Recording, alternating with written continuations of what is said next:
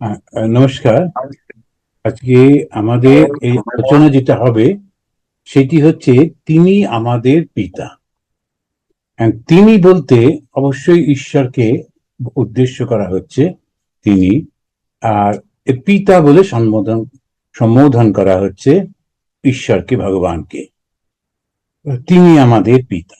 আমরা শুরুটা আহ একটু অন্যরকম ভাবে করবো আজকে, ব্রাহ্ম প্রার্থনা দিয়ে।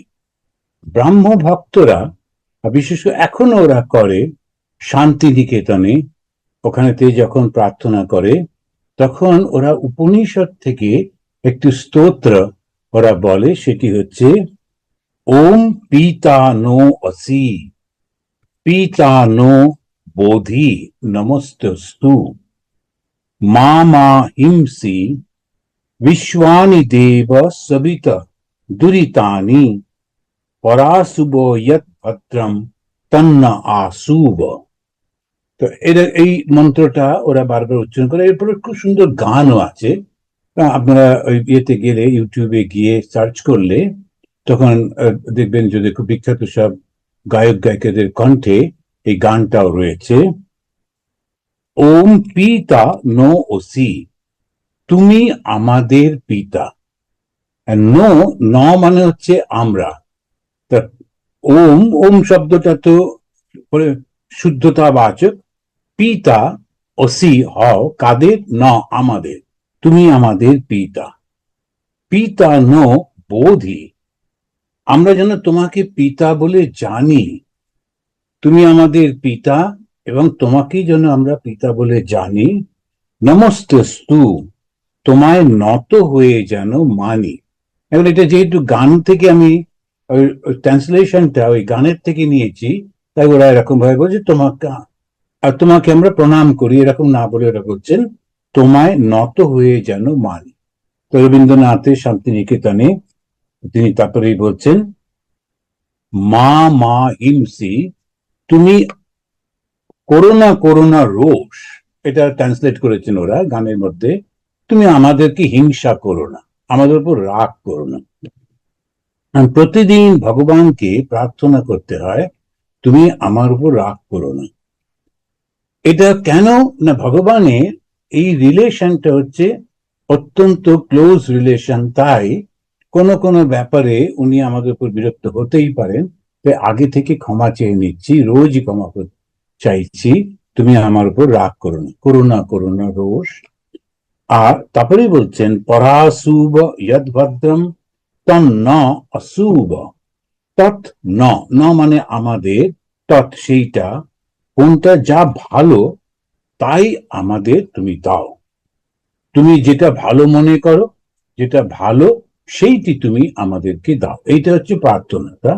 ওম পিতা নোসি পিতা নো বোধি নমস্তস্তু মা মা হিংসি বিশ্বানি দেব সবিতা দুরিতানি পরাশুভ ইয়ৎ ভদ্রম তন্ন আসুব। তুমি আমাদের দূর করে দাও যত পাপ, যত দোষ। তখন উনি বলছেন বিশ্বানি দেব সবিতা দুরিতানি, আমাদের সমস্ত দোষ দূর করে। এটা একটা অসাধারণ প্রার্থনা। আমাদেরই ঋগ্বেদেতে, উপনিষদ থেকে আসছেন। এখানেতে সেই ভগবানকে, যিনি সবকিছু সৃষ্টি করেছেন, তাকে পিতা বলে মানা হচ্ছে। যখন আমরা দেখি এই পিতা বলে মানাটা খুব স্পষ্টভাবে খ্রিশ্চানিটির মধ্যে রয়েছে। তো খ্রিশ্চানিটি, আমরা যখন জুডাইজম দেখি তখন তারা বলছেন তিনটে গুণের কথা বলেন। একটা হচ্ছে omnipotent, omniscient and omnipresent, all powerful, all merciful, all knowledge, all everything. আর খ্রিশ্চানিটি বলছে the father, the sun and the Holi ghost.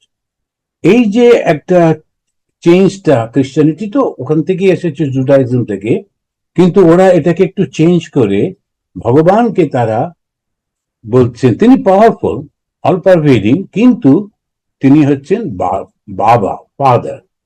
এই বাবা যেন তার ছেলেকে পাঠাচ্ছেন, তিনি সেই ছেলেকে অন্যদের, মানুষের জন্য, মানুষকে সাহায্য করতে, তার ছেলেকে পাঠাচ্ছেন, তাই দ্য সান, এবং কমিউনিকেশনটা বাবা আর ছেলের মধ্যে হচ্ছে হোলি গোস্ট। তো আমরা ইউরোপে একটা জায়গায় ঘুরছিলাম, তখন ওইটা দেখছিলাম যে একটা ওরকম ভাবে খুব সুন্দর বিভিন্ন জায়গায় ওই ছবিগুলো রয়েছে ইত্যাদি। খ্রিস্টানিটির মধ্যে এটা রয়েছে, ইসলামের মধ্যে রয়েছেন তিনি হচ্ছেন মার্সিফুল, তিনি জাস্ট, তিনি অল নোয়িং। হিন্দুইজমে যেটা, সেইটি খুব অদ্ভুত ভাবে ওরা বলছেন সমস্ত কিছুই সর্বব্যাপী তিনি রয়েছেন চৈতন্য রূপে, সমস্ত চৈতন্য রূপে তিনি সর্বব্যাপী হয়ে রয়েছেন। আবার তিনি এই আমাদের খুব পার্সোনাল গড হিসেবে দেখা দিচ্ছেন। দুটো শব্দ ওরা ব্যবহার করছে, একটা হচ্ছে অক্ষরা পুরুষ। অক্ষরা মানে যা কখনো পরিবর্তিত হয় না, আর পুরুষ মানে সর্বত্র যিনি থাকেন, প্রতিটি প্রাণীর অন্তরে রয়েছেন, সর্বব্যাপী, বাইরে রয়েছেন, ভেতরে রয়েছেন, সর্বত্র রয়েছেন। অক্ষরা এই পুরুষ, যিনি কখনো পরিবর্তিত হন না, যার কোনো ক্ষয় নেই, তিনি সেই ঈশ্বর সর্বব্যাপী। এইটা হচ্ছে তার আসল রূপটা। আবার তাকে যখন বলা হচ্ছে তিনি স্বর হচ্ছেন কেন, তার তখন কিছু গুণ আসছে। সেই গুণগুলো কি না, তিনি সৃষ্টি করছেন, তিনি স্থিতি করছেন, পালন করছেন, তিনি ধ্বংস করছেন, সৃষ্টি স্থিতি পালন এইগুলো তিনি করেন। তার মধ্যে সেটা করেন কি করে, গুণের মধ্যে দিয়ে। সুতরাং যখনই তার মধ্যে গুণ আসে, সেই গুণটি তো শেষ হয়ে যাবে, এই রকম যে ভাবটি। এখন ফিলোসফিতে একটা অদ্ভুত ব্যাপার আছে, সেটি হচ্ছে যদি আমি বলি যে ঈশ্বর হচ্ছেন এই রকম, সমস্যাটা হলো ঈশ্বর তখন লিমিটেড হয়ে গেল। আর যেই মুহূর্তে ঈশ্বর লিমিটেড হলেন, যাকে আমি দেখতে পাই, যাকে আমি বুঝতে পারি আমার বুদ্ধি দিয়ে, আমার জ্ঞান দিয়ে, আমার বিচার দিয়ে, তিনি চিরন্তন তো হতে পারেন না। সেই কারণে প্রত্যেকটা ধর্ম খুব কনসিয়াসলি ওরা ওই দুটো আসপেক্টকে রাখছে। খ্রিস্টানিটি যেমন এটাকে করেছে একটা বাবা এবং একটি ছেলে। তো বাবা হচ্ছেন যাকে কেউ দেখতে পায় না, যাকে কেউ তার কাছে পৌঁছানো যায় না, অথচ যাকে দেখতে পাই না, তার কাছে পৌঁছতে পারি না, তারকে নিয়ে আমরা করবোটা কি? তখন ওরা বলল না, যেতে পারবে, কিন্তু তার ছেলের মাধ্যমে, দ্য অনলি বিগটন সান, এরকম ভাবে ওরা ব্যাখ্যা করছে দ্য অনলি। আমরা অবশ্য অনলিটা ঠিক মানি না, কেন অনলি হবে, সবার তো হওয়া উচিত ইত্যাদি, সেটা একটা অন্য প্রশ্ন। কিন্তু তাকে আমরা যেতে পারি ছেলের মাধ্যমে। এবারে ছেলেও কিন্তু বাবার সঙ্গে যোগাযোগটা রাখছে অন্যভাবে, ডাইরেক্টলি করতে পারছে না, কেননা ছেলে তো তখন ফর্মের মধ্যে রয়েছেন। সেই জন্যে উইদাউট ফর্ম যেখানে, সেইভাবে তিনি বলছেন হোলি গোস্ট। এখন ভূত সম্পর্কে বা গোস্ট সম্পর্কে আমাদের ধারণা আছে কিন্তু নেই, সেই জন্য হোলি শব্দটা ব্যবহার করলো, পবিত্র। সেই যে আত্মা, তিনি যোগাযোগ করছেন পিতার সঙ্গে পুত্রের। পুত্র মানে আমরা বা জগতের লোকেরা, ঈশ্বর তার মাধ্যমে করছেন। হিন্দুইজম কি করলো, বুদ্ধিজম ওর মধ্যে গেল না। ওরা বললো ভগবানই নেই, তোমরা একটু ভালো করে থাকো দেখি, বলে এত কিছু করতে হবে না, একটু সত্যি কথা বলো, সবাইকে একটু সাহায্য করো, সেবা করো ইত্যাদি। ওরা ওই সব ফিলোসফিটার মধ্যে বেশি ঢুকলো না। অনেক পরবর্তীকালে ফিলোসফি সৃষ্টি হলো, কিন্তু বুদ্ধদেব, জৈন ধর্মের, ওরা ওই কমপ্লিকেটেড ফিলোসফির মধ্যে না গিয়ে মানুষের জীবনটার উন্নতি কি করে করা যায় সেইটির উপরে ওরা জোর দিয়েছে। আর ইসলাম সেটি বলছে, কিন্তু ওরাও অতটা ঠিক কমপ্লিকেটেড ফিলোসফির মধ্যে ঢুকলো না। হিন্দুইজম যেটা বলছেন সেটি খুব অসাধারণ। হিন্দুইজম বলছেন, আমাদের উদ্ধব গীতা, সেটা যদি শুনে দেখেন, উদ্ধব গীতা 24 নম্বর অধ্যায়ে ভগবান স্বয়ং ওকে বলছেন, উদ্ধবকে, যে দেখো তুমি সমস্ত মনটা আমাকে দাও। কেন?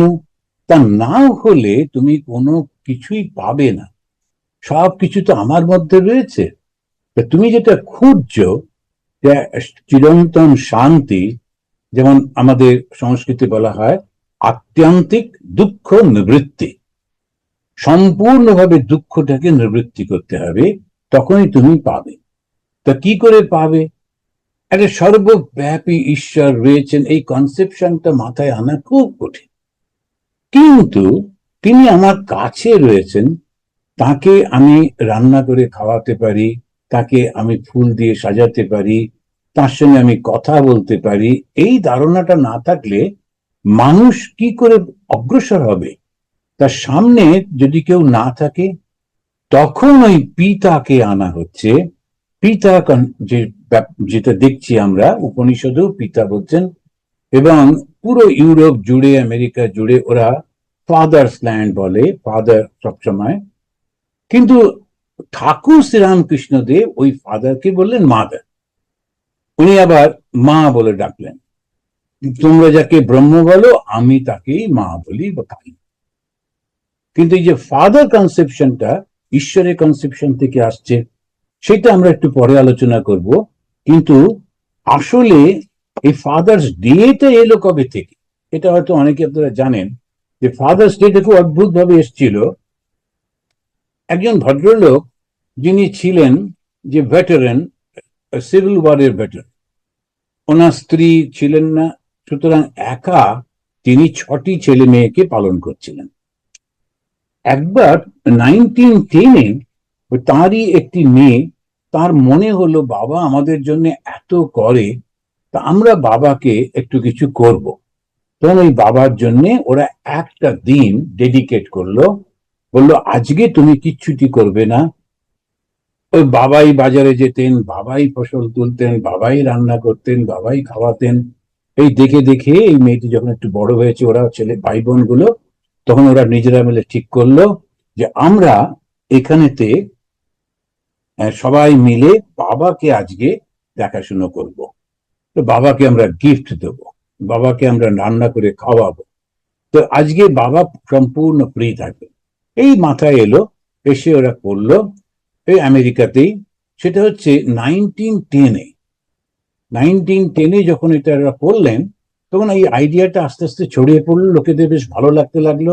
ভালোই তো, সত্যিই তো। আর সেই সময়ে আমেরিকায় যে বাবা, যারা পুরুষ মানুষ, যারা অত্যন্ত কঠিন জীবন যাপন করতে হতো, তো তার মধ্যে দিয়ে সাধারণত সংসার করতেন না, ছেড়ে দিয়ে চলে যেতেন, অন্য জায়গায় চলে যেতেন, জাস্ট নিজেরা বাঁচতেন। কিন্তু এই যে বাবা, তিনি ওই বাচ্চাগুলোকে ছেড়ে দেননি, তাদেরকে ধরে রেখেছিলেন, তাদের জন্য সব করেছিলেন। এইটি স্মরণ করে বাবার প্রতি কৃতজ্ঞ হয়ে তারা ওই দিনটি, একটি দিন বাবাকে তারা দিলেন। ওই বাবাকে তারা স্মরণ করলেন, কৃতজ্ঞতা প্রকাশ। এই কৃতজ্ঞতা প্রকাশটা করাতে বাবা খুব খুশি যেমন হলেন, তেমনি অন্য মানুষের মধ্যেও মনে হলো তাই তো, আমরা সবসময় বাবাকে ভুলে থাকি, বাবাকে আমাদের দেখা উচিত, এরকম মনে হলো। এবং তারপরে পরবর্তীকালে একজন প্রেসিডেন্ট, 1916-এ প্রেসিডেন্ট উইলসন, তিনি ওইটা খুব অ্যাপ্রিসিয়েট করে একটা ফ্ল্যাগ হোয়েস্ট করলেন, বললেন যে না, এইটা আমরা এটা করব। তো স্পোকেন ওয়াশিংটনে এটা করলেন, ওয়াশিংটন ডিসি না, ওয়াশিংটন স্টেট। ওই সেখানেতে স্পোকেন বলে একটি জায়গাতে উনি একটা ফ্ল্যাগ ওঠালেন, এবং সেইখানেতে ওরা ওইটিকে কিন্তু কিছুতেই সেটা কেউ মানছে না, স্টেট থেকে মানছে না। 1924 আর একজন প্রেসিডেন্ট, তিনিও কুলেজ, তিনি অনুরোধ করলেন যে একটা দিন বাবাদের জন্য দেওয়া উচিত। এটা ততদিনে অনেক পপুলার হয়ে গেছে, প্রায় প্রত্যেকটা স্টেটে, অনেক বাড়িতে বাড়িতে এরা করছে। ফাইনালি 1910-এ যেটা শুরু হয়েছিল, সেইটি 1972-তে এসে তখন সেইটা স্টেট থেকে, কান্ট্রি থেকে তারা রেকগনাইজ করলো এই ফাদার্স ডে। এই আগামী 21শে জুন হচ্ছে ফাদার্স ডে, সানডেটাকে ফাদার্স ডে করেছে। এবং সেই দিনে ছেলে মেয়েরা সব গিফট কিনে দেয় ইত্যাদি। তো ওটা কেন করে না, recognition of his services and sacrifices. আমাদের এইটার মাধ্যমে আমাদের দেশেতে আধ্যাত্মিকতার দিকে নিয়ে যাচ্ছে। এটা হচ্ছে সামাজিক একটা ব্যাপার। যেমন মাদার্স ডে একটা করা হয়েছে, তেমনি ভাবে ফাদার্স ডে। তা বাবার যে নানা রকম ভাবে যে সাহায্য করেন সংসারকে, সেইটাকে রেকগনাইজ করা হচ্ছে, ইট ইজ ভেরি গুড। কিন্তু এর মধ্যে দিয়ে আধ্যাত্মিকতার প্রকাশ নেই। আমাদের দেশে আবার সেইটিকে সব কিছুতেই আমাদের হচ্ছে সেই বলে গানেতে, যাই তুমি করো না কেন সোমে এসে পড়তে হবে, সারে গামা করতে সোমে এসে পড়বে। আমাদের হচ্ছে সব কিছু করো কিন্তু গিয়ে ভগবানে যেতে হবে, ভগবান ছাড়া কিছু করে না। উনি ভগবান করতে গিয়ে তারা বললেন যে তোমরা এই যে বাবার মধ্যে দেবতাকে দেখতে হবে। বইটা বলতে গিয়ে বললেন পিতৃ দেব, পিতাই তোমার দেবতা হো। এই দেবতার মাধ্যমে তুমি পিতাকে দেবতা হিসেবে, এতে কি হয়, মানুষ সাধারণত অত্যন্ত স্বার্থপর। যখনই আমরা দেখি মানুষের জীবনে প্রচন্ড স্বার্থপর মানুষ, স্বার্থপরতা থেকে তাকে বের করে এনে নিঃস্বার্থপর করাটাই হচ্ছে ধর্ম, নিঃস্বার্থপরতাই হচ্ছে ঈশ্বর। স্বামী বিবেকানন্দ বললেন আনসেলফিশনেস ইজ গড। নিঃস্বার্থপর কি করে করব? যারা যারা আমাদের কোনো কিছু সাহায্য করেছেন তাদেরকে কৃতজ্ঞতার সঙ্গে স্মরণ করে আমরা এটি করব। এই কৃতজ্ঞতার সঙ্গে যখন স্মরণ করছেন, তখনই আমরা আমাদের মধ্যে থেকে ক্ষুদ্রতা চলে যাচ্ছে। একটা হচ্ছে ভালোবাসা, একটা হচ্ছে ইমোশন। কিন্তু যখন আমি কৃতজ্ঞ হচ্ছি, যদি বাবা না থাকতেন, তিনি যদি দেখাশুনো না করতেন, তিনি যদি আমাকে রক্ষা না করতেন, তাহলে তো আমি বাঁচতে পারতাম না।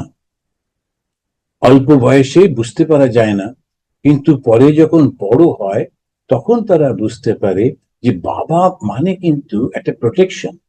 বাবা আছেন বলে আমরা বেঁচে আছি। আমাদের যখন আমরা অসহায় ছিলাম, ছোট্ট ছোট্ট আমরা বাচ্চা ছিলাম, তখন আমাদের কিছু ছিল না, যে কোনো সময়ে আমাদের মৃত্যু হতে পারত, কিন্তু ওই বাবা ছিলেন বলে তিনি রক্ষা করতেন। এইবারে ওই বাবা যে রক্ষা করছেন, তিনি কিন্তু সারা দিন পরিশ্রম করছেন, করে যে অর্থটা এনে আমাদের জন্য ব্যয় করছেন, আমাদের শিক্ষা দেবার জন্য চেষ্টা করছেন, আমরা যাতে ভালো মানুষ হই তাই চেষ্টা করছেন, আমাদের শরীর যাতে ভালো থাকে তাই চেষ্টা করছেন। এই যে মানুষটি তিনি যে দিচ্ছেন, তো সেইটি কি আমরা স্মরণ করব না? এবারে আমরা আবার যদি ফিরে যাই, আমাদের এই সৃষ্টিকর্তা, তিনি কি করেন? ঈশ্বরের তিনটি কাজ, সৃষ্টি, স্থিতি আর প্রলয়। তাকে আমরা পিতা বললাম। সৃষ্টি, স্থিতি, প্রলয় যিনি করেন, যিনি বিশ্ব সৃষ্টি করলেন, বিশ্বকে রক্ষা করলেন এবং সেটিকে ধ্বংস করলেন, এই তিনটির জন্য তাকে আমরা আমাদের পিতা বলে ডাকা হচ্ছে আমাদের বেদে। পিতা তুমি আমাদের রক্ষা করো। আমাদের জন্মদাতা পিতা কি করলেন? প্রথম দুটি করলেন, শেষেরটা উনি করেননি। শেষেরটা ওই ধ্বংস যেটা, সেটা উনি করেন। উনি আমাদের ওই প্রথম দুটো করেন, সেটি হচ্ছে তিনি আমাদের জন্মদাতা পালনকারী। বাবা তিনি আমাদের পালনকারী, তিনি আমাদের রক্ষা করেন সদা সর্বদা। জন্মদাতা পালনকারী, কিন্তু তিনি ধ্বংস করেন না। এইটা হচ্ছে একটা বিশেষ আমাদের এই মানব পিতা, যার মাধ্যমে আমি আমার জন্ম ধারণ করেছি, দেহ নিয়ে বেঁচে আছি। আমরা যদি ধর্মটা দেখি, ধর্মটা কি? ধর্মটা ছটা ধারণার উপরে সৃষ্টি হয়েছে, ছ রকমের তত্ত্ব রয়েছে বা বক্তব্য রয়েছে বা মন্তব্য রয়েছে, দৃষ্টিভঙ্গি রয়েছে। ছটা কি কি? একটা হচ্ছে অ্যানিমিজম, প্রকৃতিকে প্রত্যেকটা বস্তুই জীবন্ত, এটার উপরে। তারপরে স্পিরিটিজম, ফেটিজম, টোটেমিজম, অ্যাবসলিউটিজম অ্যান্ড ট্রান্সেন্ডেন্টালিজম। এই যে অ্যাবসলিউটিজম, অ্যাবসলিউট যেটা, যিনি একজন সর্বশক্তিমান, ওই থেকে আমাদের এই দেবতা শব্দটা আসছে বা দেবতার কনসেপ্টটা আসছে। তিনি সর্বশক্তিমান, তিনি সব করতে পারেন। বিভিন্ন রকমের রয়েছে যে কোন একটি পশু বা কোন একটি গাছকে সিম্বল করে যখন ধর্ম জেগে ওঠে, যারা আর মারা গেছেন তাদের যে আত্মা, তাদের স্মরণ করে যে ধর্ম, বিভিন্ন রকমের মত আছে। কিন্তু স্বামী বিবেকানন্দ সিক্সটাকে বলছেন, লাস্টটাকে ট্রান্সেন্ডেন্টালিজম। আমরা যে জগতে যা কিছু দেখছি তার থেকে বাইরেও আর একটা জগৎ আছে, কিন্তু তার ঠিক আগে যেটা, সেইটা আস্তে আস্তে মানুষ যত অ্যাডভান্স হয়েছে তাদের ধ্যান ধারণাগুলো পাল্টেছে। তো সেই কারণে আমরা দেখছি ঠিক ট্রান্সেন্ডেন্টালিজমের আগেই রয়েছে অ্যাবসলিউটিজম। তো অ্যাবসলিউটটা কি, যে সর্বশক্তিমান। ওর থেকে আবার পিতার ভাবটা আসছে, পিতার ধারণাটা আসছে, যে বাড়িতে পিতা কিন্তু কর্তা, পিতাই হচ্ছে নেতা, পিতাই সমস্ত ডিসিশন নেন। আমরা যদি কিছুদিন আগেকার আমাদের সমাজগুলোকে দেখি, আজকেও আমেরিকাতে আমরা কিছুতে ভাবতে পারি না যে কোনো একজন নারী তিনি প্রেসিডেন্ট হবেন। আমরা মুখে বলি না বটে, মুখে বলতে পারি না বটে, কিন্তু ভেতরে ভেতরে সবসময় মনে হয় না ওরা কি করে পারবে। এটা একটা ভীষণ বড় কাজ, সাহসের সঙ্গে করতে হয়। সুতরাং ওই একটা ম্যাসকুলিন বডি না হলে হবে না, ইত্যাদি ইত্যাদি কনসেপশনের জন্য আজও পর্যন্ত রয়েছে। কিন্তু ভারতবর্ষে সেটা এখনো নেই, তার ভগবানের কৃপায়। তো যাই হোক, আমাদের এই ধারণাটা আসছে যে তিনি সর্বশক্তিমান এবং তার মধ্যে সমস্ত শক্তি রয়েছে। ওটা আমরা পিতার মধ্যে দেখি। আজ থেকে ধরুন 50 বছর আগেও যখন দেখা যেত সমাজে, সেখানে আমাদের পুরোটাই ভারতবর্ষ এবং চায়না এবং ইন্ডিয়ান পেনিনসুলাতে, সেখানে নারীরা পেছন থেকে কথা বলতেন, সবকিছু করতেন, কিন্তু সামনে থাকতেন বাবা। আমাদের ছোটবেলায় শেখানো হয়েছিল কেউ যদি মায়ের নাম জিজ্ঞেস করে কখনো বলবে না, সবসময় বাবার নামটা বলবে। তো এইরকম ভাবে মাকে পেছনে রাখা হতো, বাবা সবসময় সামনে থাকে। ঈশ্বরের যে কনসেপশনটা, সেটা আমার 50-60 বছর আগেকার কথা বলছি, সেটা যখন এরকম ছিল, তখন এবারে ভেবে দেখুন একদম প্রথম থেকে আমরা কিভাবে চিন্তা করি, তিনি স্রষ্টা, তিনি সর্বশক্তিমান।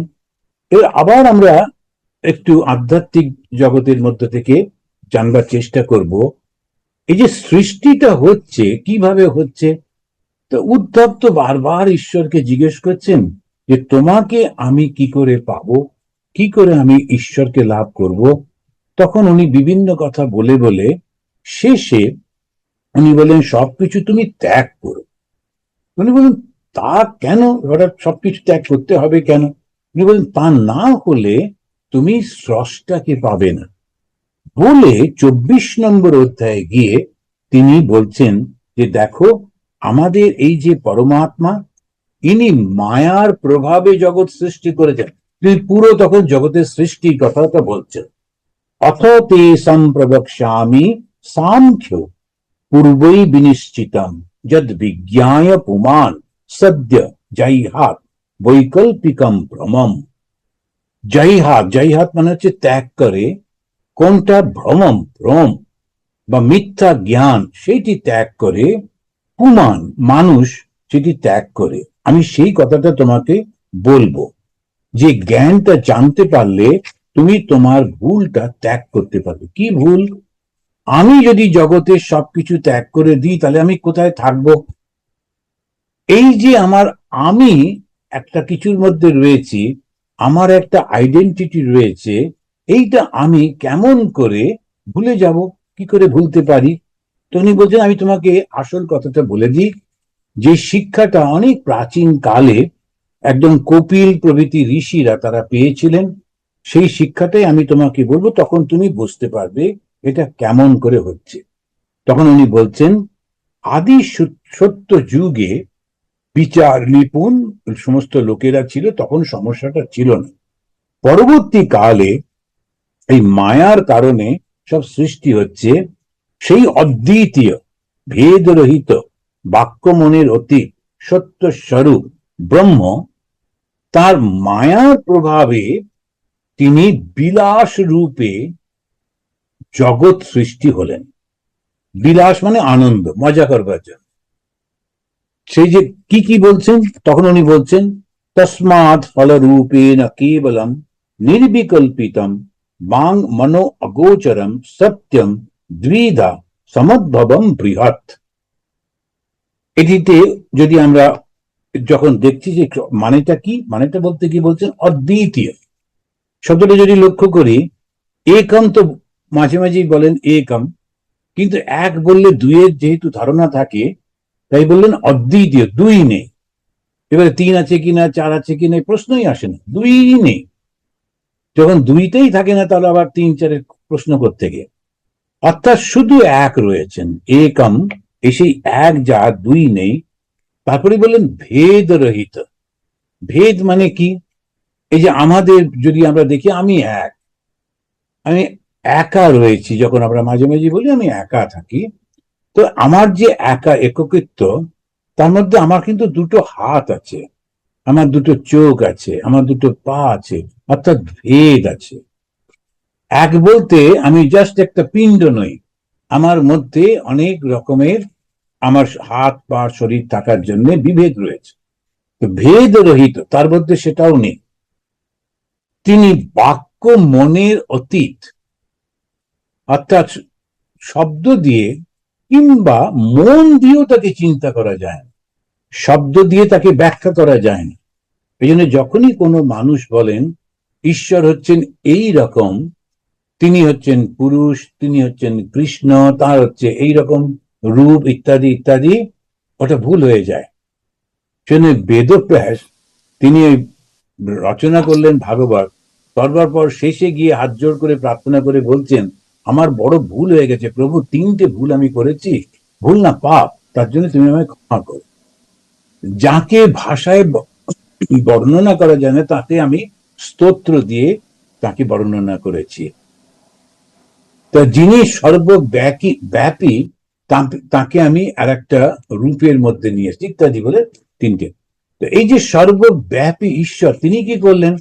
তখন বলতে গিয়ে বলছেন যে তিনি নিজেই ইচ্ছা করে দ্বিধা হলেন, দুটো হলেন, এক তখন দুই হচ্ছে। কিভাবে? বিলাস করে, আনন্দ করে, ইচ্ছা করে, মজা করবার জন্য এক দুই হলেন। এই দুইটা কিরকম? সেই দুইটা, একটা হচ্ছে প্রকৃতি, আর একটা হচ্ছে ওই প্রকৃতিকে আনন্দ করবার জন্য যিনি সেই দ্রষ্টা। তো দ্রষ্টা আর বিষয়, এইটা সৃষ্টি হয়ে গেল। তো জগৎটা কোথা থেকে এলো? এই ব্রহ্ম থেকে এলো। জগৎটা আছে কি? রূপ, রস, শব্দ, স্পর্শ আর গন্ধ, এই পাঁচটা দিয়ে। কিন্তু এই যে রূপ, আমরা কে দেখে? আমি দেখি। রস বা এই আস্বাদন কে করে? আমি করি। শব্দ কে শোনে? আমি শুনি। যদি একজন খুব ভালো গান করে কিন্তু কেউ শোনার নেই, নিজেই খুব বিরক্ত হয়ে যাবে, একটা লোক নেই শোনবার। যারা কবিতা টবিতা লেখে তাদের ওই একটা সমস্যা হয়, কবিতা লিখে শোনাবার লোক পায় না, সেটাতেই একটুখানি সমস্যা হয়। তো একজন হাস্যকবি, সেদিন ওই হিন্দিতে হাস্যকবি থাকে না, তো ও কিছুতেই বিয়ে হচ্ছে না, তারপরে যাই হোক কোন রকম একটু বিয়ে হয়েছে, নানান রকম বলে টলে, তখন ওকে জিজ্ঞেস করেছে কি ইনকাম করে, বলে ওটা নিয়ে চিন্তা করবেন না, বাবার সম্পত্তি আছে ইত্যাদি। তারপরে গুণটা কি? বলছে যে না, উনি খুবই বড় একজন কবি ইত্যাদি। এবারে যখন ওই ঠিক বিয়ের আগে এত আনন্দের মধ্যেও প্রচুর কবিতা মনের মধ্যে আসছে, কিন্তু বলতে পারছে না, কারণ বিয়ের সময় বিয়ে হচ্ছে, লোকেরা এই করছে সেই করছে, বলবে কাকে? এবার শেষে যখন ওই বাসর ঘর হচ্ছে, ওই তখন বউটিকে পেয়ে ও ভাবলো এইবারে আমি ওকে একটু শোনাই। তো শোনাচ্ছে যখন, সারা রাত শুনিয়েছে, পরের দিন সকালবেলায় ওই বউ অনেক আগে ঘুম থেকে উঠে বেরিয়ে বাপের বাড়ি চলে গেছে। কিন্তু কি বললো, প্রথম দিনই যদি এত কবিতা শুনতে হয় সারা জীবনে, তাহলে আমি মারাই যাব। মেয়েটার বাবা তার বিয়ে দেবার পর বাড়ি পৌঁছবার আগেই মেয়েটা পরের দিন পৌঁছেছে, মজা করে বলছে। তো কেন না, আমি একটা কিছু সৃষ্টি করে সেটা শোনানোর জন্য, বলার জন্য পাগল হয়ে যায়। একজন কাউকে তো চাই, ভগবানের কিন্তু তাই হয়, আমাদের মধ্যে যা যা হয় সব কিন্তু ঈশ্বরের মনের মধ্যে হয়, নইলে আমাদের হবেই না। আমাদের মধ্যে সমস্ত কিছুই ভগবানের থেকেই এসছে। আমরা যখন একটা কিছু সৃষ্টি করে সেটা কাউকে শোনাবার ইচ্ছে করি। ভগবানও বললেন, আরে আমি এত সুন্দর সৃষ্টি করলাম, কেউ দেখবে না? তখন তিনি মানুষ সৃষ্টি করলেন, পাখি করলেন, ফুল করলেন, প্রজাপতি করলেন, সব সুন্দর। কিন্তু এনজয় কে করবে? ফুল আর প্রজাপতি কেউ কাউকে এনজয় করতে পারছেন, তাহলে মানুষ চাই। তখন তিনি নিজের মতো ইন্টেলেকচুয়াল বিইং তৈরি করবেন, যে বিচার করবে, যে বুঝতে পারবে। তাহলে মনুষ্য এলো থেকে, ওই ঈশ্বর তিনি নিজেকে সব থেকে শ্রেষ্ঠ সৃষ্টি যেটি করলেন সেটা হলো মনুষ্য। খুব মজার ব্যাপার হচ্ছে, আমাদের প্রত্যেকটি ধর্মই একই কথা বলে, god made man out of his own image. খ্রিস্টানরা বলছে god made man out of his own image. আমাদেরও বলছেন সমস্ত সৃষ্টি করবার পর তখন ভগবানের মনে হলো, আচ্ছা এটা দেখবে কে, এটা আনন্দ করবে কে, এটা বিচার করবে কে? আমাদের পুরুলিয়া যিনি সৃষ্টি করেছিলেন, যিনি মহারাজ, তোনার একটা নিজস্ব আইডিয়া দিয়ে মন্দিরে সাধারণত এরকম একটা চূড়া হয়, উনি তা না করে একটা গম্বুজ মতো করেছিলেন। আর ওই গম্বুজে অনেক লতা পাতা আঁকা রয়েছে। তো যারা করেছিল, যা হোক যারা করেছে, আসলে ওই লতা পাতাটার মধ্যে দিয়ে উনি বলতে চাইছেন ওটা হচ্ছে পঞ্চবটী। তো দক্ষিণেশ্বরের যে পঞ্চবটী, সেইটা হচ্ছে ওইটা, সেটা তো উনি জানেন, কিন্তু আমরা তো আর জানি না। এবারেতে উনি যেই প্রথম যেত, উনি ওর হাত ধরে নিয়ে যেতেন, এসো তোমাকে একটা অসাধারণ জিনিস দেখাবো, বলে ওইটা দেখাতেন। ভুল করে যদি কেউ বলতো ওটা কি, এটা কি, ও বোধ হয় ওগুলো ফেটে গেছে, এক্ষুনি এক্ষুনি ফেটে গেল, সঙ্গে সঙ্গে টিকিট কেটে ফেরত পাঠিয়ে দিতেন, তোমাকে এখানে থাকতে হবে না, যাও। তখন সেই জন্য আমরা যখনই কেউ যেত, তারই মঙ্গলের জন্য ওর কানে কানে বলতাম ওটা কিন্তু পঞ্চবটী। যখন উনি দেখাবেন, ভুল করবেন না, পঞ্চবটী নামটা মনে রাখবেন, নইলে এখানে আপনাকে থাকতে দেবেন। তো সেই কারণে আমরা এখন, উনি তৈরি করেছেন, ওনার ধারণা হয়েছে, কেউ একজন না দেখলে, অ্যাপ্রিসিয়েট না করলে, তখন তিনি ভীষণ রেগেছেন। আর যদি কেউ ওরকম, আমরা তো আগে একটু শিখিয়ে দিতাম, তো ও গিয়ে একটু যখন বলতো, মাই গড এ তো পঞ্চবটী, কি অসাধারণ চিন্তা, তার আর কোনো সমস্যা ছিল না, সমস্ত জায়গা গাড়ি করে ঘোরা, ভালো করে খাওয়া, এবং একদম ভিআইপি তে থাকা। ভগবানও কিন্তু তেমনি করে, যখন আমরা তাকে প্রশংসা করি যে ভগবান তোমার এই সৃষ্টির তুলনা নেই গো, কি সুন্দর করেছো, ইত্যাদি ইত্যাদি, খুশি হন, কিন্তু খুবই ভালো। কিন্তু ওই সৃষ্টিটাকেই যদি আমি মনে করি এটাই শ্রেষ্ঠ এবং এটাতেই নিয়ে থাকবো, তখন আবার ভগবানকে পাই না। সেই জন্য এখানে খুব স্পষ্ট করে বললেন যে দেখো, সৃষ্টিটা আমি করেছি, এই সৃষ্টিটার পর কিন্তু যেটা থাকছে, যে এনজয় করছে, সে হচ্ছে আমি, স্রষ্টা এবং সৃষ্টি। তা সৃষ্টিটা নেবে না, তিনি স্রষ্টাকে নেবে। যিনি ছবি এঁকেছেন তাকে বাদ দিয়ে, তার শুধু ছবিটা নিয়েই যদি আমি থাকি, যে সৃষ্টি করেছেন যিনি আর্টিস্ট, তিনি কিন্তু খুশি হবেন না। আমি তার সঙ্গে কথাই বলছি না, আমি তার ছবিটাই নিয়ে, এটা ভালো লাগবে। এই জিনিসটি যখন আমরা বুঝতে পারছি, তখন সেইটি ঈশ্বরকে লাভ না করলে আমরা চিরন্তন আনন্দ পাবো না। এই আনন্দ পাবো না বলেই তখন উনি বলছেন, তুমি আমার কাছে এসো, সর্বধর্মান পরিত্যাজ্য মামেকম শরণম ব্রজ। তুমি ওই যে দেখছো যত কিছু, ওই সবগুলো ত্যাগ করে তুমি আমার কাছে এসো। এবার যখন আমার কাছে বলছেন, এইখান থেকে শুরু হচ্ছে বাবার বা পিতার কনসেপশনটা। যখন আমরা তার দিকে যাচ্ছি, তাকে যদি আমরা একম এব অদ্বিতীয়ম সর্বব্যাপী বলে চিন্তা করি, করতেই পারি, কিছু কিছু লোক করেনও, তেমন রমন মহর্ষি তিনি ওইভাবেই চিন্তা করেছিলেন, কিন্তু ওটা খুব কম লোকের মাধ্যমে সম্ভব, কম লোক পারে। ভগবান শ্রীরামকৃষ্ণ দেব তাঁর ওই 16 জন শিষ্যের মধ্যে একমাত্র বিবেকানন্দকেই ওই শিক্ষাটা দিয়েছিলেন, আর বাকিদেরকে বলেছিলেন না, তোমরা আমি যেমন বলছি সেইভাবে এসো। কেন, ওইটা মনের মধ্যে আনা যায় না। পরিপূর্ণভাবে মন যখন জগতের সমস্ত চিন্তা থেকে মুক্ত হয়, তখনই এক এবং অদ্বিতীয়। তা যদি না হয়, তখন কি করতে হবে, ওই বাসনাটাকেই, ইচ্ছাটাকেই, পাবার যে ইচ্ছাগুলো, সেটি ভগবানকে পাবো বলে নির্দেশ করতে হবে। ভগবানকে পেতে গেলে তখন একটা ভালোবাসা চাই, সেই ভালোবাসাটা হচ্ছে বাবা। এইবারে বাবাকে আমরা ভয়ও পাই, বাবাকে আমরা ভালোবাসি।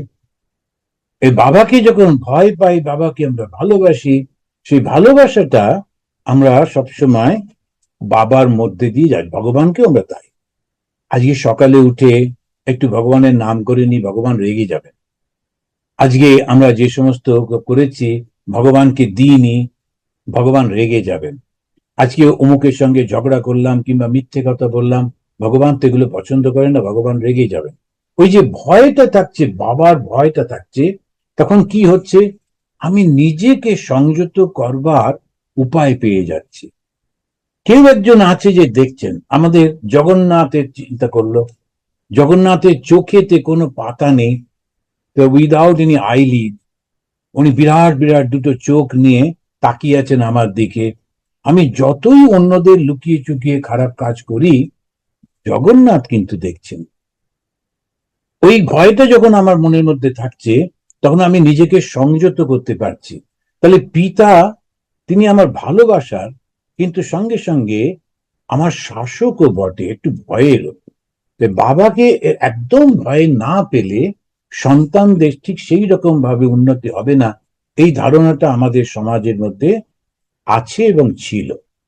বাবাকে সবসময় বলে, তুমি পড়াশোনা করছো না তো, বাবা আসুক বলে দেবো, এটা প্রায় সব মায়েরা বলবে। ওই ভয়টা থেকে বাবা এসে, বাবার সময়ই নেই, সে এসে ছেলে পড়লো কি পড়লো না, সে বেচারি টায়ার্ড হয়ে এসে একটু চা খাবে, একটু খেলা দেখবে, টিভিতে বসে। এখন ওই ভয় থেকে, কিন্তু ওই বাবা আসছে বাবা আসছে ভয়ে, তখন ওরা ওরকম ভাবে পড়তো, একটু ভয়টা দরকার। সেই জন্য এই ভয়ের একটা চিন্তা ছিল, কিন্তু ভালোবাসা একটা ছিল, নির্ভরতা ছিল। যখনই কোনো কিছু চাই, বাবার কাছে চাইতে হবে। তো ওই মোড় ফিরিয়ে দাও, ভগবান শ্রীরামকৃষ্ণদেব যেমন বললেন যে একটু মোড় ফিরিয়ে দাও, তুমি আমাদের পিতা, তোমায় পিতা বলে যেন মানি। ভগবানকেই ডাকছি, কিন্তু ভগবানকে বড্ড ভালোবাসি, আবার ভয়ও পাই। তাই বলছে, তুমি করো না রোষ, তুমি আমাদের উপর রেগে যেও না, আমার উপরে বিরক্ত হইও না, তো তুমি যেমন চাইবে তেমনটি করব, এই প্রতিজ্ঞা আমি করছি, তুমি আমাকে গাইড করো।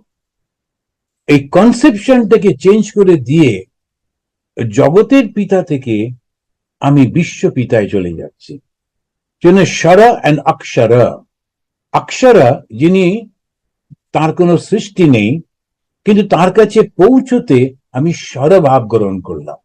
তো স্বরটা কি, তিনি হচ্ছেন আমাদের পিতা। যেমন ঠাকুর আমাদের পিতা, আবার ঠাকুর বলছেন বাবা যখন ছেলের হাত ধরে থাকে, তখন তার পড়ে যাওয়ার কোনো সম্ভব, কিন্তু ছেলে যদি বাবার হাত ধরে হাঁটে, খুব ভালো অবজার্ভ করতেন তো, ছোট ছোট বাচ্চা হাত ধরে হাঁটতে হাঁটতে হঠাৎ করে হাতটা ছেড়ে দিয়ে অন্যদিকে ছুটলো। এখন ছোট তো, ওর নানা রকম অ্যাট্রাকশন পেয়ে বুঝতে পারলো না, আর ওই রকম ভিড়ের মধ্যে বাবার হাত একবার ছেড়ে দিলেই তখন দারুণ সমস্যা। এবার বাবা যদি ধরে থাকে, ও কিছুতেই কোনো খারাপ জায়গায় যেতে পারবে না, কোনো ভুল হবে না। তাই বলা হচ্ছে তুমি আমাকে ধরে থেকো। এই পিতার বিভিন্ন রূপ হতে পারে, তিনি যখন শাসন করছেন, তিনি যখন রক্ষা করছেন, তার বিভিন্ন রকমের রূপ হচ্ছে। এই রূপটার কারণে সন্তান কি বলছে, যত্তে দক্ষিণামুখম তত্তে পাহি মাম, যে তোমার দক্ষিণ মুখ, যেটা তোমার, যেটা আনন্দের মুখ, খুব ভালো, খুব সুন্দর ভাবে যখন তুমি রয়েছো, you are in a very good mood, তখন হে পিতা তুমি আমার দিকে তাকাও, আমাকে সঙ্গে কথা বলো। তুমি যখন রেগে রয়েছো, যখন তুমি কাজকর্মের মধ্যে রয়েছো, তখন আমি তোমাকে ডিস্টার্ব করব না। তো একটা খুব ছবি খুব বিখ্যাত হয়েছিল বহুকাল আগে, যে কেনেডি, তখন তার ওই বাবার টেবিলের তলায় ছোট্ট বাচ্চা, সেটি বসে খেলা করছিলেন, আর উনি ওই ওভাল অফিসে বসে, হোয়াইট হাউসে অফিসে কাজ করছেন। আমেরিকান প্রেসিডেন্ট, সে একটা ভয়ঙ্কর শক্তিশালী মানুষ, এবং তার বাচ্চাটা কিন্তু নির্ভয়ে ওর পায়ের কাছে বসে বসে, বড় টেবিল তার নিচে বসে খেলা করছে। ওই ছবিটা অনেক কাল আগে এগুলো সব প্রকাশিত হয়েছিল, আর সারা বিশ্বে সবাই খুব অ্যাপ্রিসিয়েট করেছিল। তো বাবার এই দুটো রূপ আছে, একটা হচ্ছে ভয়ঙ্কর রূপ, যখন তিনি কর্ম করছেন তখন সমাজের সঙ্গে বা পৃথিবীর সঙ্গে বা অন্যদের সঙ্গে তার একটা ভাব, কিন্তু সন্তানের কাছে যখন তিনি, তখন সম্পূর্ণ অন্য ভাব। এই যিনি পিতা, এই পিতাকে আশ্রয় করে, একে দেবতা বলে মনে করে, এর মাধ্যমে আমরা ভগবানের দিকে যাব। এই ভাবটাই হচ্ছে আসল। হিন্দুরা সমস্ত কিছু যখনই কোনো কিছু করে, ওই টার্ন করে দেয়, ঠাকুরের শ্রীরামকৃষ্ণদেবের ভাষায় মোড় ফিরিয়ে দিতে হয়। যখনই মোড় ফিরিয়ে দিচ্ছি, তখনই আমরা একটি এমন অসাধারণ জায়গায় পৌঁছে যাচ্ছি, যেখানে আমার সেই জন্মদাতা পিতা, সেই রক্ষাকারী পিতা, পালনকারী পিতা, তিনি জগৎ পিতার সঙ্গে এক হয়ে যাচ্ছেন। সেখানে তখন আর কোনো ডিফারেন্স থাকছে না।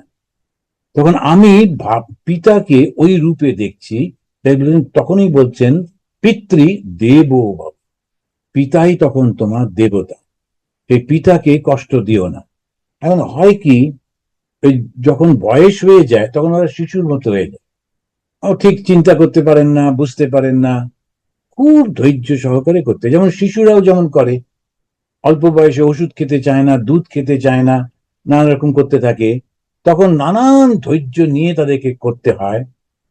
ইদানিং একটা অ্যাডভার্টাইজমেন্ট দেখছিলাম, একটা বাচ্চা, সে দুধ খেতে চাইছে না, তখন ওর মা ওর ওই স্বামীকে, ওই ছেলেটার বাবাকে পাশে বসিয়েছে, বসিয়ে ওকে দুধ খাওয়াবার চেষ্টা করছে। যখন না করছে তখন এক থাপ্পড় মেরেছে। বাচ্চাটাকে তো আর মারতে পারে না, তখন ওই বাবাকেই মারলো। তখন এবারে ছোট বাচ্চাটা ওরা দেখলো যে দুধ না খেলে মার খেতে হবে, তখন টক করে যে যখন ওকে দিয়েছে তখন টকটক করে খাচ্ছে। তো এখন বাবাকেও নানান রকম অভিনয় করতে হয় শিশুকে রক্ষা করবার জন্য। তো একটু মারটারও খেতে হয় কখনো কখনো। এখন এই যে বাবা, তো তিনি আমাদেরকে কিভাবে ঈশ্বরের কাছে নিয়ে যাবেন, এটা অসাধারণ টার্ন করে দিলেন, মোল্ড করে দিলেন, চেঞ্জ করে দিলেন। তখন উনি বলছেন যে তুমি হচ্ছে সেই দেবতা, পিতৃ দেব ভব। তা দেবতাকে আমরা কেমন করে ডাকবো? বাবার মতো করে ডাকবো। হয়তো কিছু ভুল হয়ে গেল, এমন কিছু কান্নাকাটি করতে হবে না যে ভুল হয়ে গেছে, গিয়ে একটু ক্ষমা চেয়ে নেওয়া, বাবা আমার ভুল হয়ে গেছে, আমার ভুল হয়ে গেছে, আর করব না, আর করব না। দুদিন বাবা কথা বলছেন না, অন্য করছেন, এ করছেন, কিন্তু আবার তৃতীয় দিনে ঠিক হয়ে যায়। তেমনি আমরাও ভগবানকে যখন ভুলে যাই, কোনো একটা কিছু ভুল করে ফেলি, একদম ইটার্নাল কন্ডেমনেশন শব্দটা ওই জন্য আমাদের মধ্যে নেই। ইটার্নাল আবার কি, ভুল হয়ে গেছে, কি করা যাবে, করে ফেলেছি ভুল।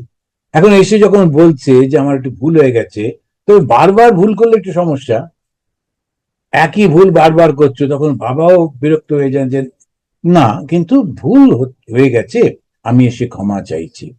তো বাবা যখন ক্ষমা করেন, তার মানে ঈশ্বরও ক্ষমা করেন, দেবতাও ক্ষমা করেন, ভগবানও ক্ষমা করেন। কি অসাধারণ এই চিন্তাটা ভেবে দেখুন, এই তিনটি বাচ্চা, এই ছটি বাচ্চা, তারা একটা কনসেপশন, তাদের বাবাকে একা একা, তিনি যুদ্ধ থেকে ফিরে এসছেন, তখন সবে যুদ্ধটা শেষ হয়েছে, আর সিভিল ওয়ার আমেরিকাতে ভয়ঙ্কর, প্রতিটি বাড়িতে বাড়িতে যুদ্ধ হয়েছিল। সুতরাং ওই রকম একটা পরিস্থিতির মধ্যে বাবা ছটি বাচ্চাকে একা মানুষ করছেন, তাদেরকে রক্ষা করছেন। তো স্বাভাবিকভাবে ওই বড় মেয়েটির মনে হয়েছে যে বাবাকে আমাদের কিছু দেওয়া উচিত, ওরা গিফট দিয়েছে। আমাদের ভারতবর্ষে ওই রকম পরিস্থিতি নেই, কিন্তু তবু আমরা দেখি যে বাবারা কত কষ্ট করছেন। আমি অনেককে দেখেছি, মধ্যবিত্ত পরিবার, তারা সারাদিন কাজ করেন, পুজোর সময় সমস্ত টাকা পয়সা, একটু বোনাসও পেতেন, সেই সব দিয়ে বাড়ির সমস্ত লোকের জিনিসপত্র কিনে দিলেন, নতুন কাপড় জামা কিনলেন, নিজেরটা হলো না, কিন্তু কোনো দুঃখই নেই, পুরনোটাকেই ভালো করে কেচে টেচে আবার সেটা পরে টরে সবার সঙ্গে আনন্দ করে যাচ্ছেন। যে এই যে ত্যাগ যিনি করেন, তার নিজেরই উপার্জিত অর্থ, তিনি যখন নিজের শরীর এবং মন দিয়ে এত কষ্ট করে করছেন, নিজে ভোগ করছেন না, অন্যদের দিচ্ছেন, তো ওইটাই তো দেবত্ব। দেবত্ব মানেই তো এই ত্যাগটা। এই এই থেকে ঘুরিয়ে দেওয়া হচ্ছে যখন, এই কিন্তু একটা ভুল হয়ে যাবে, যদি আমরা এই যে ব্যক্তি মানুষটা, বাবা তাকেই দেবতা বলে শুধু তাকেই ধরে রাখি, ওটা ভুলে যাবে। ওই বাবার মাধ্যমে যেতে হবে পরম পিতার কাছে। তখন না হলে কি হবে? আবার আর একটা রয়েছে, যে যারা এই মানুষের পুজো করে, অনেক জায়গায় আছে, যেমন চীন দেশে এটা খুব প্রবল, ওদের দেবতা না করে বাবা, এই আত্মীয় স্বজন এবং পূর্বপুরুষ ওদেরই পুজো করে, ওদের জন্য একটা মন্দির বানিয়ে রাখে, সেখানে গিয়ে সব ভোগ টোগ দেয়, এবং মৃত্যুর পর ওখানেই যাবে বলে ওদের খুব ইচ্ছা থাকে। ওরা কিন্তু পিতৃলোকেই যায়। আমাদের আবার বলা হলো, যদি ভুল করে ওই যে বাবা যাকে বলছি, রক্ত মাংসের যে মানুষটি, তার মাধ্যমে ঈশ্বরের দিকে যদি তুমি না যাও, ভুল কি হবে? তুমি কিন্তু উনি যখন মারা যাবেন, ওনার যে চেতনাটা যেখানে যাচ্ছে, যে পরিস্থিতিতে, সেই পিতৃলোকে গিয়ে পৌঁছবে তোমার মৃত্যুর পর। আর পিতৃলোকের যাত্রাটা বেশ কঠিন, কেননা অন্ধকারের মধ্যে দিয়ে সেখানে যেতে হয়, সেখানে আলোকিত পথ নয়। ওর মাধ্যমে যদি ভগবানকে ডাকি, তখন তুমি দেবলোকে যাও। আমার মা, তাকে আমি ওইটাই আলটিমেট মনে করে মাকেই দেবতা মনে করলাম, করে থাকলাম, করে শেষ হয়ে গেলাম। মারা যাবার পর এই যে মা রূপী যে প্রাণটি ছিল, তারই কাছে যাব, কিন্তু আমি ঈশ্বরের কাছে পৌঁছতে পারবো না। একটা দেবলোক আর একটা পিতৃলোক। পিতৃলোকটা অনেক নিচে, সেখানে অনেক কষ্ট, এবং তারপর পরে আবার এসে জন্ম হয়। আমরা যেন ভুল না করে ফেলি, যখন আমাদেরকে বলা হচ্ছে যে তুমি আমাদের পিতা, এই পিতা কিন্তু সেই ঈশ্বর, যে ঈশ্বর যিনি এক, তিনি অদ্বৈত, সর্বব্যাপী, সর্বশক্তিমান, সর্বচেতনার উৎস। কিন্তু তাকে ওইভাবে জানতে পারি না বলে আমরা মূর্তি করি, দুর্গা মূর্তি করছি, কালী মূর্তি করছি, শিবের, রামের, কৃষ্ণের মূর্তি করছি। কিন্তু মূর্তিটাকেই যদি আমি মনে করি এটাই দেবতা, আর যদি কোনো কিছু না করি, পাথরটাকেই যদি আমি ভাবি, ওর মধ্যে যদি চেতনাকে না দেখি, তাহলে ভীষণ ভুল হয়ে যাবে, আমি কোনো জায়গায় পৌঁছতে পারবো। তো আমাদের যে আসল লক্ষ্যটা কি? আত্যন্তিক দুঃখ নিবৃত্তি। আমাদের যে দুঃখ, এই দুঃখটা তিনটি জায়গা থেকে আসে। একটা প্রকৃতি থেকে, আর একটা আমাদের আশেপাশে যে যত রকমের প্রাণী রয়েছে সেখান থেকে, আর একটা আমার নিজের শরীর এবং মন থেকে। এই যে মনটা, ও যদি ভুল ধারণা করে, একটা শিখলাম, শিখে ভুল করলাম, করে ভাবলাম তাহলে আর দেবতার অন্য কোনো ভগবানের দরকার নেই, আমার মাই আমার দেবী, আমার বাবাই আমার দেবতা বলে যদি আমরা করি, অবশ্য হবে, কিন্তু তুমি কোনো জায়গায় পৌঁছতে পারবে না। কেননা যাকে তুমি পুজো করছো, ওর মধ্যে কিন্তু সেই দেবত্ব জাগেনি। আমরা তাকে দেবত্ব আরোপ করে তার মাধ্যমে দেবতার কাছে যাচ্ছি। এই সূক্ষ্ম ব্যাপারটা, বিচারটা রাখতে হবে। আমরা শ্রদ্ধা করব, ভালোবাসবো, সেবা করব, পুজো করব, কিন্তু তিনি আমার দেবতা তা কিন্তু না। তার মাধ্যমে আমি ভগবানের কাছে যাচ্ছি। যেমন আমরা মূর্তির মাধ্যমে ভগবানের কাছে যাই, ছবির মাধ্যমে আমরা ভগবানের কাছে যাই। তো এই বিচারটাও রাখতে হবে। তাই বলা হচ্ছে যে তুমি আমাদের পিতা। এই পিতা শব্দটার মাধ্যমে, তো আমাদের 21 তারিখে যেহেতু এখানেতে করা হবে দ্য ফাদার্স ডে, তাই আমি ভাবলাম এই বিষয়টার উপরেই আজকে আমরা আলোচনা করব। তা এইটি হচ্ছে আমাদের আলোচনা। আলোচনাটা হচ্ছে, যিনি জগৎ পিতা, তিনি সৃষ্টি করেছেন, তিনি পালন করছেন, তিনি আবার তার মধ্যে সবকিছুকে নিয়ে নেন। আমাদের যিনি জন্মদাতা পিতা, তিনি আমাদের জন্মদাতা এবং সঙ্গে সঙ্গে পালন করেন। এই পিতাকে সামনে রেখে তার মাধ্যমে আমরা জগৎ পিতার কাছে যাবার জন্য চেষ্টা করব। এই মাধ্যমটা যখন আমরা সামনে রাখছি, আমরা যখন কোনো একটা মূর্তিকে সামনে রেখে পুজো করি, সবসময় খেয়াল রাখি যাতে নোংরা না হয়, যাতে ভেঙে না যায়, যেন কোনো রকম খারাপ কিছু না হয়, যাতে ভালো আলো থাকে সামনে, সমস্ত কিছু খেয়াল করে করি। সব থেকে ভালো ফুলগুলো এনে সামনে রাখি, ভালো গন্ধ, ভালো ধূপ জ্বালাই। এইরকম ভাবে যখন আমরা তাকে মাধ্যম, অথচ অত তো মূর্তি, এই মূর্তিটার মধ্যে দিয়ে আমরা জগৎ পিতার কাছে যাবার চেষ্টা করি, তেমনি আমাদের জীবন্ত যিনি বাবা, যিনি অতটা স্যাক্রিফাইস করছেন, তার মধ্যে দেবত্ব আরোপ করে, তাকে শ্রদ্ধা করে, তাকে ভালোবেসে, তার মাধ্যমে ঈশ্বরকে পাওয়ার চেষ্টা করি।